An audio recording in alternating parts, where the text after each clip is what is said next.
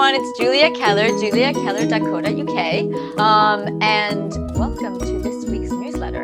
And thank you again for subscribing. I'm going to say in advance because I always say in advance, but if you have friends or somebody that you know needs help in the health department, and we all have those friends and we all know those people, please have them subscribe to this newsletter. This is an easy, free way to get loads of information. You're also going to get the discount code when I come out with a really, really cool product, which our visitor today is going to be on. So I'm very excited to introduce you to my good friend, my co-worker and co-student. We studied together in the same amazing school. We studied naturopathic nutrition and actually naturopathy. So we did a double degree together, and she was one of the best students, guys, don't tell. So I'm really excited to introduce Jyoti Sethi, and Jyoti's going to tell you all about herself and why she's talking to you about this specific situation. And so before I introduce Jyoti, I'm just going to tell you a little bit about what we're talking about today, which is metabolic disorders. Why am I talking about metabolic disorders? Why is this so important? One thing is we have out there right now, unless you've been living on a desert island under a rock or somehow, or you've just been born, you know that we're in a situation right now. We're living with a pandemic or epidemic or virus or whatever it is that you want to call this thing, because everybody keeps debating what it is, or non-virus or whatever, but it's out there and it's killing a lot of people. Maybe not as many as they say, but it is still killing a lot of people. And one of the things that we've seen is who are the most vulnerable people dying from this right now. And the main category, and this is really interesting, is not just the elderly. And yes, there are a lot of elderly that are dying. The main thing is that the people who are mostly dying from this, and this is very often when they say, oh yes, he was seemingly healthy up until this pandemic and somehow strangely passed away, are people who are obese, highly overweight, people who are suffering from diabetes and other metabolic disorders. And this is why I have Jyoti Sethi on here, who is an expert in this area. This is exactly what she's specializing in, post-star studies, and really has a very interesting take on why people are suffering from this. So Jyoti, without further ado, tell us a little bit about yourself and your experience. Thank you so much for that, Julia. And thank you for having me on board. My name is Jyoti, and I am your metabolic disease and COVID expert.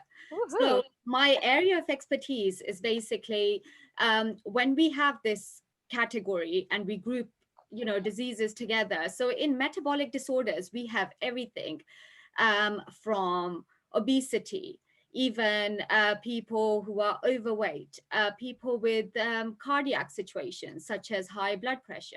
We have diabetes, type 1, type 2, and as Julia mentioned rightly, type 3 as well.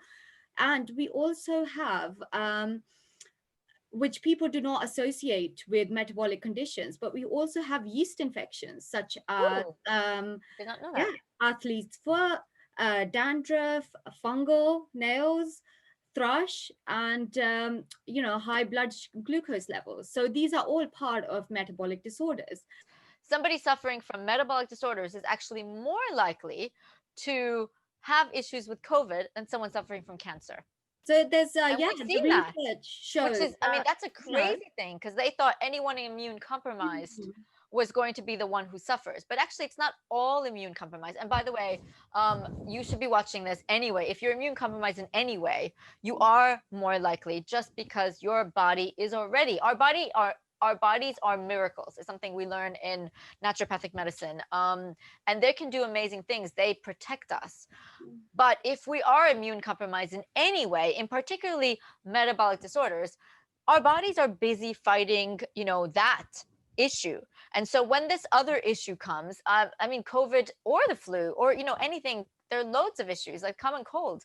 It's just another thing for our bodies to fight. And what I want to ask you, Jyoti, to start with, is you mentioned, you already described metabolic disorders.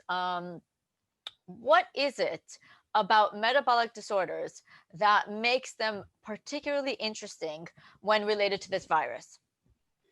Okay, so a very interesting, a very good question, Julia.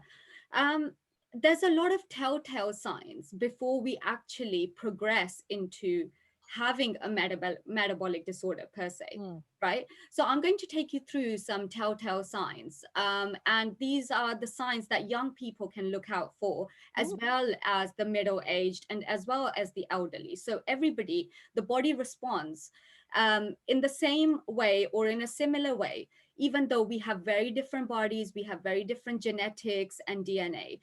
But there are a group of signs which can show up with 99% of the population. So it's very important to know what these signs are so you can take a control of your health Mhm. right here, right now, and seek help, you know. Amazing. Some of these signs are, first of all, is the body odor.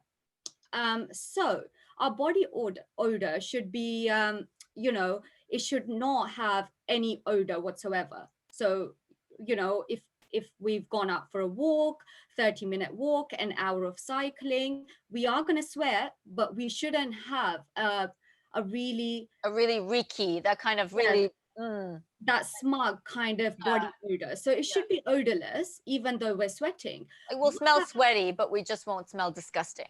Exactly. And it won't be, enough for the other person to say, oh my God, I don't want to be next to you. So Yeah. I need to run away from you. It should not be like that at all. So the first telltale sign is that when your blood sugars are high, and this is a stage where you're pre-diabetic, and so the GPs have not diagnosed you yet. So in the pre-diabetic stage, your body starts to produce more odor because your body is spiking high blood sugar levels. And what happens is the blood sugar levels spits out into your sweat as well. So that's why your sweat is a really good indicator of how healthy your body is. That's So an amazing telltale sign. So what will they smell like? they would start to smell quite peary, so like a fruity smell. And for some people, because that's to do with sugar, right? So how we smell fruits, and once the fruit starts rotting, we start Uh, to have this really odd smell, which is not the smell that you get from a fresh fruit, mhm, right? So it's like a stale fruit. yeah. So that kind of smell would start to creep up from the pores of your body. And So they another would, person would be able to tell, and you yourself would be able to kind of start smelling, oh, my clothes are not smelling right. uh, Or your spouse or your girlfriend or your boyfriend would be able to tell you, that, oh, put on some deodorant. And you'd be like, well, I haven't really done much. So yeah. what's the Yeah, yeah, need, yeah. you know? Is that true as well for I remember one of the things we learned in naturopathy is they would before we had all these tests, to test your blood sugar and your like the sugar that's inside, they would actually test urine, and Yes. urine would have a sweet taste if they're pre-diabetic or diabetic. Would Yes. that then manifest in a sweeter smell in their urine as well? That's correct. Yes. And you would be urinating more frequent than normal. Say if your average time, everybody is different. So, don't quote me on that. If you're on average going to urinate 6 to 7 times per day, it might be the urgency as well. So you're sitting on your desk, working or, doing your desk job, and you just have this urge that I cannot control when I'm going to the toilet anymore. So, that's another sign. Okay, fantastic. So And just what going to else? take you through some other signs as well. So there's yeast infections. So if you're having these athlete's foot or really bad dandruff, that's not going away. Hmm. Fungus under your nails. So you have this discoloration on the top of your nails, which, it's kind of like a browny, dark brown, blackish color, and it's not going on your big toe as well. Some people start to have a lot of fungus during the change of seasons. And thrush for women in particular is a huge telltale sign that your blood sugar levels are not in control. So You know, this is where you mentioned in the beginning, and it was something new to me actually, that thrush and all of those, those things fall in there, thrush and fungus. So it's not that if you have thrush and fungus, you necessarily have metabolic disease or diabetes type 2 or anything. It basically, one of the things that you might get if Yeah, you have is thrush and fungus. And that's where it fits into this kind of equation. pie. So Mm. it's probably, if you see this as a ladder, it's probably your second or the third step on the ladder where you Right. start experiencing these kind of symptoms. So body odor, fungus, too much of colds and flus in a year, Right. your waistline getting a little bit bigger, Hmm. and your weight slightly creeping up, month by month, year on year, and you start to feel like you have no control over it. Hmm. you know Hmm. even stuff like muscle aches, joint aches, and stiffness can be a telltale sign, for some people, that your immunity is running low and you're on to developing a metabolic disorder of some kind. Right. Yes. One of the things that people can look at as well is like check your BMI. I mean, it's a very easy thing. I do this for Mm, clients all the time. I go onto the absolutely. NHS website. I just put in BMI calculator. Check your BMI. How is your BMI compared to the population? Because some people don't realize. Mm, And BMI isn't, it's not like one of these. It's criticized a lot because it's not super accurate. mhm. And obviously, if you're a weightlifter and you have, incredible muscles, and that's why you're heavier, Yeah. um, that's completely different Mm, than if you're just a random person that's doing a moderate level of exercise, not too much, and all of a sudden you check your BMI and you're like, oh, this is telling me I'm overweight. Oh, mm, okay, so something's going on. Because you yes. shouldn't be in the overweight category. You should be in the ideal weight category, really. Absolutely. Absolutely. I mean, we are living in the UK, if that's where you're watching. We are living in the country in Europe that has the highest level of obesity. And Yeah. if you're watching in the US, I mean, you kind of know, the Mm, levels of obesity in the US are really just like out of this world. It's the highest in the mm. world. So it's kind of incredible. We don't have some of these disorders that we have in the US. We just like, you don't have it in lots of other countries. I mean, it's just not as heard of. It's very rare to be obese in some Yes. Asian countries, for example. Um, And so, that can be attributed to the diet and the mm, lifestyle we lead in the Western world. oh, The absolutely. availability of food, the over availability of food, the constant snacking, Mm. you So know. going back to the signs, are there any other signs that people should watch out for in So, general? so as I said, the first one being body odor, second one being any kind of yeast infection, so a thrush, fungal That toenails. comes over and over and over again. So it's not that Yeah, you get it so once, because obviously, like lots of women get yeast infections every once in a while. yes. So this is repeatedly. So you think you've gotten rid of it, next month you have it again. It's Right. cropped up again. And Hmm. then you head to your GP, you get given another dose of a course of antibiotics, and then you're back to square one, you know? Yeah.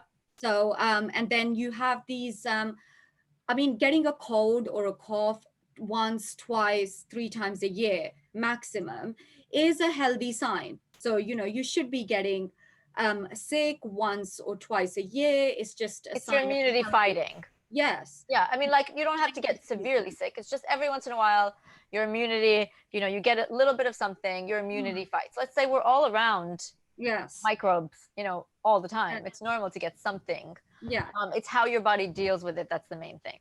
So yeah, and if you're getting more than, five, six colds a year, that should be a huge red flag to Mm. say, there's something that's not quite right there. Hmm. And you need to get that addressed.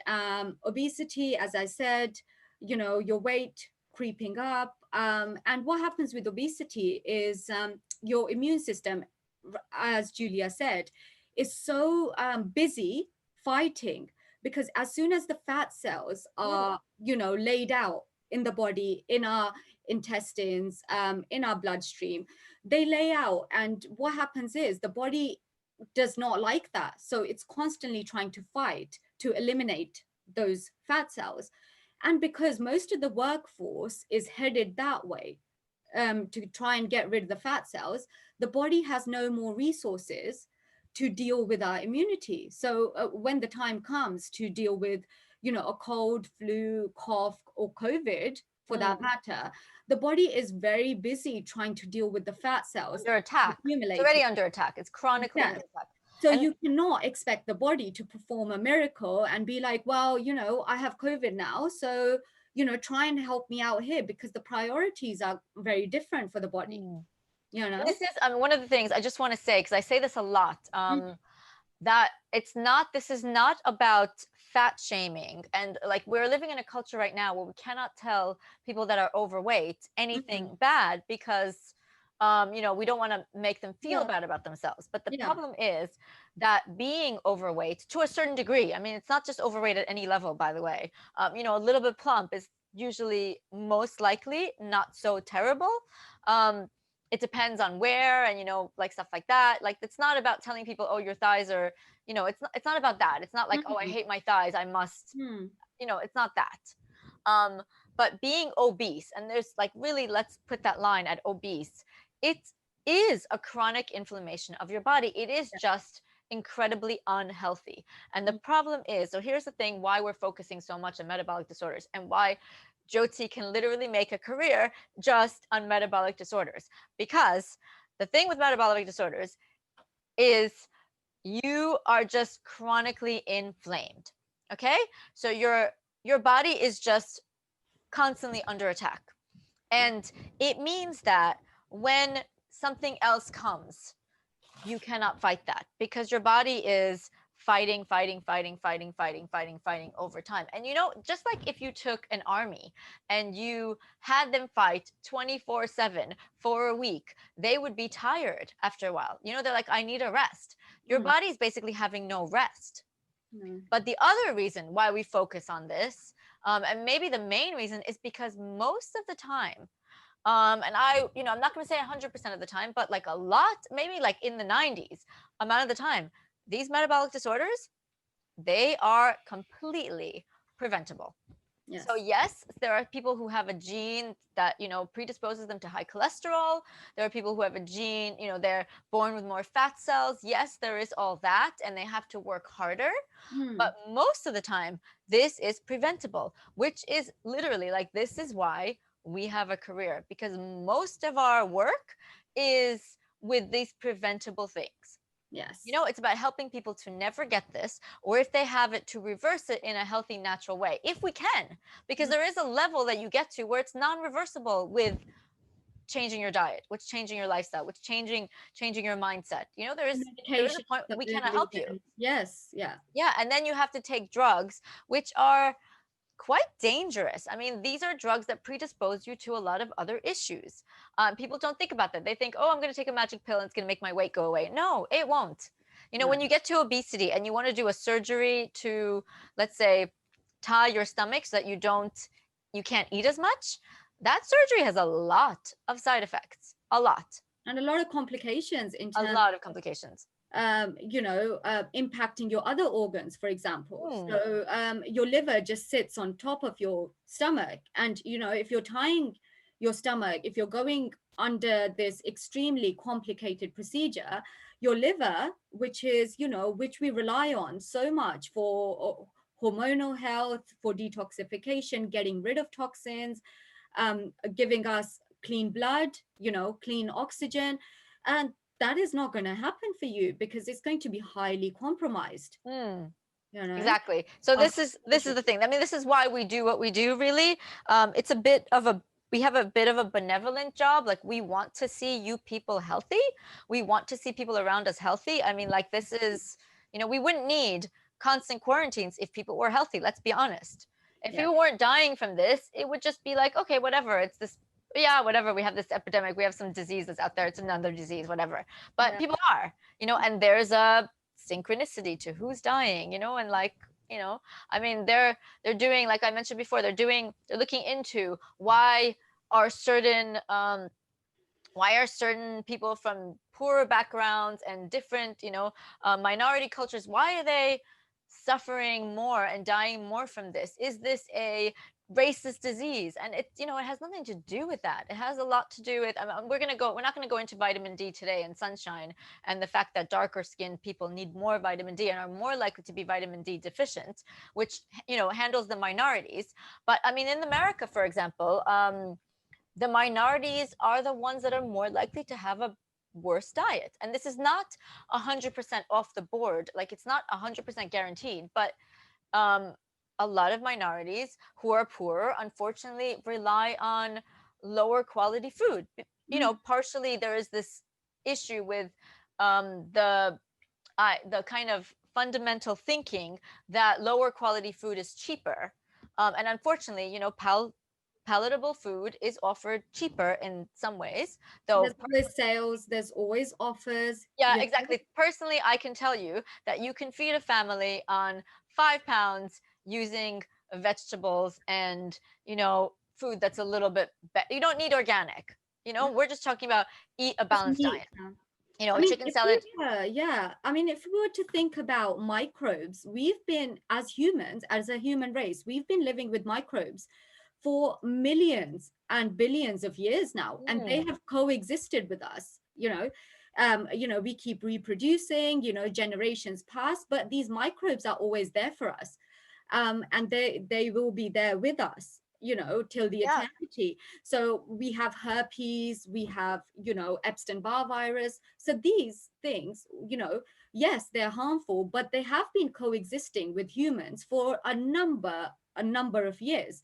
And the fact that we are not able to resist COVID now means there is something inherently wrong with our diet and Mm, lifestyle, mm. especially in the Western world. Just so going back to diabetes and obesity, but Yeah. just focusing on diabetes, some other signs that people can look for. What would you suggest? You know, woman, men, etc.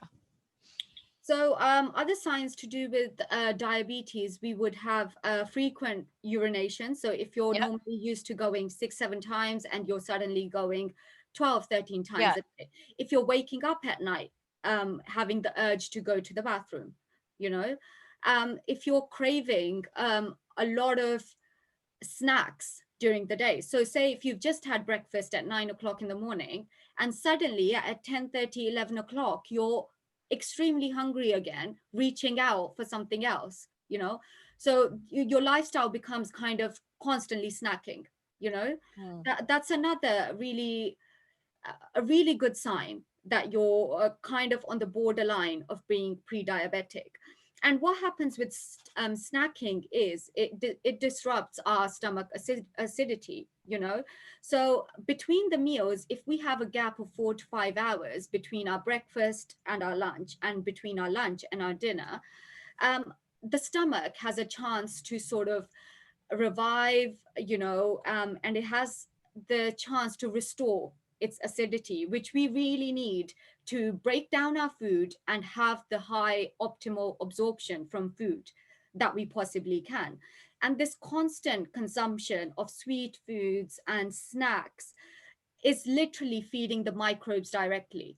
you know so these microbes, and COVID being a microbe as well, it can only survive if they're fed a high amount of carbohydrates and if they're fed a high amount of sugar. And So by the way, we when we have say two things. carbohydrates and sugar, I think you don't mean like good carbs like lentils uh, and yeah, vegetables. You're talking about like white pasta, white white bread, potatoes, you know, sugared white rice, cereals, yeah, white cakes. bread, cakes, biscuits, Hmm. sweets. So we're talking about carbohydrates like that. In our next video, I think we'll be talking a lot more about telling you the difference between, Yeah, we are. good carbohydrates and bad, good fats, Yes, and I'm coming out fats to with avoid. Yeah. Jyoti spilled the beans. I'm coming out with a series that's going to help you guys to be healthy for any virus, but especially for these pandemics. And Jyoti's one of our featured guests there, obviously, and she's going to go into a lot more depth um, with a Yeah. lot of the stuff. But we've kind of talked about the signs. Also, there's insulin resistance, which happens before even before diabetes. Mm. There's this thing called insulin resistance, which, if you're a woman, one of the things that could show up is something like PCOS, where you are having trouble getting pregnant potentially. Maybe you've lost your periods. Mhm. Maybe other things. So it's related as well. There are other things that happen. Or if you're pregnant and you have, gestational diabetes, like they're telling you, the doctor's saying, Yes. watch the blood sugar. That's something that could predispose you to diabetes later on. So there's all these things Yes. to think about. Even family history. So family Family history history. is one of the greatest things that you can actually observe in your line of ancestors. And look at your mom, look at your dad, Yeah. look at their health, look at your grandparents' health, and see, what's running down the family. If it's heart disease, if it's a high, stroke rates, if there's been they've always been overweight, there's been diabetes type 2, running through the family circle. So that should be ringing alarm bells for yourself, because you already have the genetics in place, to predispose you to that comorbidity. But also you should be taking even more care of, your diet, your lifestyle, and because you would want to prevent all of these things, you know Yeah, I mean, just back to diabetes type 2. It's supposedly diabetes is one of the biggest reasons in the Western world for limb amputations, yes. because that it causes, this blockage, this issue Mm. that could lead you to have limbs, you know, Removed, yeah. amputated. This is a preventable disease. I mean, this is like, And there's no reason it should have to go no. this far.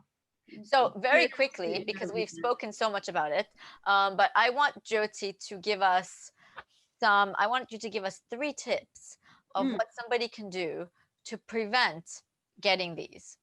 Okay. Oh, a couple of tips. I have a whole protocol for you, but I Oh think my goodness. we Don't would give it have, away. If you want, yeah. by the way, I just before you give us the tips, if you guys really enjoy hearing Jyoti and you think you're on the edge or something like that, I want you to know that we are offering, and I offer, all the time with my videos, so it's nothing new, but every expert that comes on is very graciously allowing me to offer 25% discount for a session with them or a package or whatever it is you're booking with them. You get a 25% discount from their usual rate. And I will make a discount code available at the end of this. And if I forget, then when you email Jyoti or when you get in touch with her, just say that you heard it on my newsletter. Okay, so maybe you can say like something like Julia25 as your code or something to that extent, so that if you Yes. want to work with Jyoti and if you feel like you're somewhere on the cusp of this or have this already. So go ahead now to your 3 tips. Right. Okay. So top 3 tips for today. Um, and if I was to give you some facts associated with those tips, it would make it a lot easier for you to implement those in your life, because you would have a reason, and that it's not just, something that I'm just making up in order to just say it on the video. There's a lot of scientific evidence available. So the first and the foremost tip is to avoid refined sugar, right? So sugar is even more harmful, even more deadly, and even more addictive than cocaine, smoking, and alcohol. So here's a top tip for you. So, all these things that we supposedly hear about, oh, smoking's bad, we all know that. Drinking excessively is harmful. Yes, we all know that. Sugar is something that, um, you know, the government and just not just this country, everywhere in the world, is so easily accessible. It's always available. You go and Highly addictive.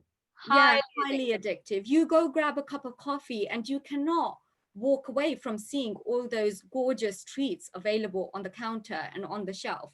Mm. But, so a fact for you is that if a sugar is fed to a bacteria or a virus or a yeast, and COVID-19 being a virus, it can double its numbers every 20 minutes.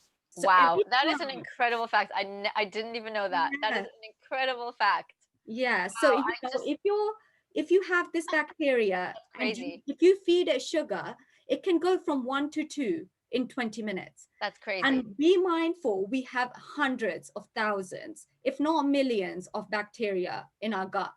And say if you were to, encounter COVID, if you were to, encounter somebody who has COVID and you end up getting the symptoms, and if you have a lot of sugar in your diet already, rest assured your outcomes will be, tenfold worse than somebody who doesn't have sugar in their diet, because you're giving it all the tools for it to multiply over and over and over again. I You mean, just talking about that, there is a study that was done. It was actually multiple studies. I don't even know? want to say just one.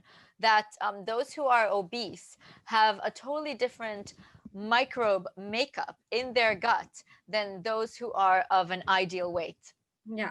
So one of the things they were working on is trying to transplant healthy, the healthy gut flora from healthy, ideal, healthy people to people who are obese to see Yeah. if that helps them to lower their obesity and helps their Mm. micros. Because once you mess up, and this is what I mean by like, it's better never to get there than to cure it. Yeah. Once you get there, like the stuff out there that you have to do to get rid of that issue, the obesity, the diabetes type 2 is so much more difficult Mm. than fixing it before it happens.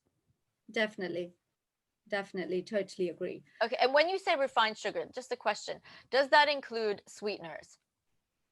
Yes, it does. Yes, it does. Because sweeteners, what they're doing, your stuff like stevia, which you find on the shelves, and it's marketed as being a healthier version, or it does not have calories such as sugar, but it still raises your blood sugar levels. Hmm. You're putting something in your body which is not natural, it's artificial, and your body will treat it as something artificial. I'm more talking about sweet and low and saccharin, which Yes. people are like, "Oh, I'm drinking Diet Coke, I'm fine." Like, No. I mean, it literally drives me up the wall. I have a huge crusade against soda, by the way. What also can people? also it deteriorates your brain health quite a lot. It's Oh, just absolutely. interfering with your neurotransmitters. Mm, Obviously I think people are quite aware of sort of dopamine and serotonin, so your feel good hormones that make you feel really good, make you feel happy and raring to go, get up in the morning, achieve something. So all these artificial sweeteners such as aspartame, and they would block your neurotransmitter activity and can lead to a lot of, brain, disorders as well, neurological disorders. So do not underestimate how much damage can be mm. done with sweetness. So basically, you're craving sugar. You're still craving sugar at the end of it. I mean, Yes. you know. And we will, when me and Julia speak to you next, we'll be giving you a lot of different healthier options that Mm, you can have. yeah. Everybody craves sweets. I mean, when we were studying together, revising for exams, we would be Yes. craving, because our brain literally needs sugar. It craves it it uses it as its primary source of energy. Mm, So it's not to say that you should, chocolates and sweets are the only things that you can indulge in. Dark chocolate, for example, has a lot of anti-inflammatory benefits, has a mm. lot of Magnesium. antioxidants, magnesium. So anything, from 70% and over for dark chocolate has great benefits. So we'll be giving you a lot of tips on how to snack and what to snack on. Mm. And if 70% sounds like too much for you, start with 60%, like you're just, start with 50% if you must. Yes, there's a lot And of options. some of the milk chocolate you eat is like 20%. I Mm. mean, so it's mainly sugar and milk. It's mainly not Yes. chocolate, basically. Mm. Yeah. Um, but okay, great. Tip number one and tip number two. Tip number two is, I would say, avoid dairy. I would say dairy is one of these things that is so well promoted and marketed and available. I mean, if you were to think about it, a cow would give birth to a baby, like, mothers give birth to a baby, and you are only the milk that they are producing is for the baby. and it's for only for a certain amount of time. And if you take us humans, we are so sort of prone, and we are taught to have dairy constantly. um, a child can do have breast milk up to a year, and after that there is no need for dairy. So there is no need for us humans to be consuming cow's milk, because it is full of hormones. Mm. It can disrupt a lot of activity in your body. It has a lot of inflammatory markers. There's a lot of studies that have been done, abundance of research that has shown how dairy can lead to high inflammatory markers. And these are the inflammatory markers that lead to you being pre-diabetic, diabetes type 2, high blood lipid levels, so your cholesterol being high. Insulin resistance. Yes, insulin resistance, strokes, cardiac arrests, and then we have obesity. So it's the primary cause of obesity It's is. interesting that you say dairy as your tip number two, because if you talk to the general educated public, I'm not even speaking about people who, you know, are less educated, but if you talk to the general educated public, unless they are specifically really conscious of, Hmm, what dairy does, unless they really like looked into it, or they're, vegetarian, vegan, they're kind of like more conscious over what, yeah, and more vegan than vegetarian, let's say, um, which I'm not saying is the better life choice, by the way.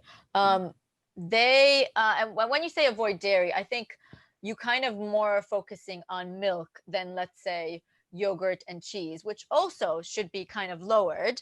But let's say if you can just get rid of milk and just switch your milk for plant or nut milks. you're um 80% of the way there. yeah. But That's it. if you talk to the Yeah. general educated public who likes their milk in their coffee or whatever, they will literally just completely disagree with you. I Yeah. mean, it's just that there's just so little knowledge about the evils of dairy, let's say, Wow. of It's what it does. unfortunate. It's Yeah. unfortunate, the kind of the world that we're living in, the marketing industry, the health industry, the government policies that are bought out. It's never bought out to educate the public. It's more towards, sweets are put, on the aisle when you're about to go and pay for your Mm. groceries. There's always attraction. They're always, put there. It's a strategy. It is a And the strategy milk, because I you mean, can't get away from it. the milk is the dairy association. What's their tagline? Milk, it does a body good. Mm, This is what we've been raised to know. I mean, even I did not know this before my sister started studying naturopathic medicine. yes. I wouldn't have known that milk is bad. I mean, and then you kind of start to realize how many people are actually dairy intolerant to some level or other. Yeah. Oh, I'm just a little bit more gassy when I have, this much milk or this much ice cream or whatever it is. People don't realize. Mhm. But the insulin, like the, what dairy, and please, if you can just educate us on what does dairy really do to the system? What is it, because it's not good for you. No, no. So it has a lot of inflammatory markers, as I've mentioned already. So, your CRPs, which are inflammatory markers, I can show you a lot of studies and I will link them in the paper for you. That says that we have these junctions in our stomach, which are lining our stomach, which are called tight junctions. Mhm. And they're called tight junctions for a reason, because microbes and viruses and bacteria shouldn't be allowed to enter. And that's our sort of mechanism to keep us healthy. So the body is doing a great, great job for us, having this system in place of tight junctions. Dairy comes along or gluten comes along, and what happens is the tight junctions, which are like this, they start to shift, and they start to become bigger and bigger and bigger and bigger. What happens is, you can imagine, so if you're giving a lot of leeway space, there's a, a lot more chance for the bacteria, the microbes, the virus to be entering your system, which could be, prevented if the junctions were tight. So everything, as we say, stomach is our second brain, if not the first. The gut brain axis is a real thing. And when these junctions are not tight anymore, we start to have something called the leaky gut, which I think is a phrase that a lot of people are familiar with these days. Mm. And so we're giving every access to everything which we're trying to prevent, which is your, COVID virus, your bacteria, your microbes, anything like that, to easily enter the system and disrupt everything and to make you sick, you But know. also, I mean, there's also the cortisol and insulin Like, spikes that yes, are caused by drinking milk. yes. I mean, it's like you need those spikes to make Yeah, a nice, I healthy mean, big a cow. fact for you, me being Indian, as you can see, our family has this tradition of drinking a lot of milk. Asian families, I think they do more than, some other ethnicities. So what happened was, this was 8 months ago now, my mother was diagnosed with pre-diabetes, and she used to love her milk. She's always loved her milk. And she said, well, I've been having milk for the past, God knows, 55, 58 years. So why should I give it up now? And I was in my final year of studying and really realized, how much this could impact her health. And I had to give it to her as, if you want to prevent being a diabetic and being a full-blown diabetic where they have to give you medication, they have to put you on medication, you need to take some drastic measures. Mm. And drastic in terms of, for her, was to just give up milk and replace it with a nut milk, as Julia said, Mm. or a plant-based milk. And I said to her, I was like, give me 5 months, give me 5 months and make this one simple change. And let's see, so it becomes like an in-house experiment. Yeah, yeah, this is Good great. class, and Uh-huh. I can, tell my lecturers, I can tell my colleagues. Yeah. And I said that to her. She went for a blood test again after 4 months of giving up milk. And she is not pre-diabetic anymore. Amazing. This is amazing. Okay, like all my non-believers, you I know. am serious. I can bring her onto the show. Yeah, And I mean, she it's can, amazing. That's an amazing story. Now, last tip to help people. yes. So my last tip would be about all about snacking. So avoid snacking between meals. So ideally, I would say you have breakfast at a certain time, according to your lifestyle, and what you have planned for the day. So I would say you have breakfast and wait minimum of 3 to 4 hours between your breakfast and your lunch. And I would say the same between lunch and dinner. This is so, so important for us. And if we look back in centuries and our ancestors, there was always this a tradition of having a set breakfast time, a set lunch time, and a set dinner time. Mm. And it was there for a reason. And if we were to have a look at disease patterns back then, diabetes did not exist, heart disease did not exist. Mm. All these things are as a result of the modern world and what we're susceptible to doing in this day and age and what we think we should be doing, and how these industries are marketing stuff our way. Oh, you're a bit tired, you're slacking a little bit. Oh, here you go, have a biscuit. Yeah, Here you Snickers. go, Snickers as there your you go, alternative have meal a in cake. America. It'll I boost mean, that's you. just crazy. Yeah, I know. So it'll boost you for 30 minutes, don't get me wrong, but then your blood sugar is going to come crashing down again. And then you're going to need another pick me up and then another pick me up.